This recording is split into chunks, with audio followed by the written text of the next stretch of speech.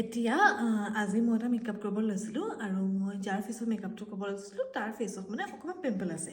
এতিয়া সেই সময়তে মোক মনত পৰিলে যে মই কথা এটা আপোনালোকক কওঁ।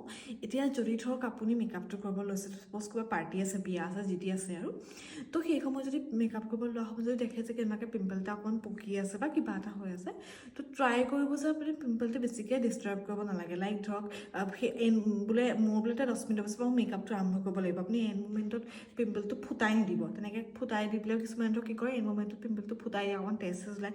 তেনেকৈ কৰিলে কি হ'ব, ধৰক ছাপ'জ আপোনাৰ লাক বেয়া থাকিলে বোলে আপুনি পিম্পলটো ফুটাইলে, তাৰপিছত আপুনি মইশ্চাৰাইজাৰ, প্ৰাইমাৰ, ফাউণ্ডেশ্যন, কনচিলাৰ এইবিলাক লগালে, কি হ'ব, কেতিয়াবা আমাৰ ঘা টুকুৰাৰ ভিতৰত ফাউণ্ডেশ্যন বা কনচিলাৰ সোমাই গৈ হয়তো আপোনাৰ কিবা ইনফেকশ্যন হ'ব পাৰে।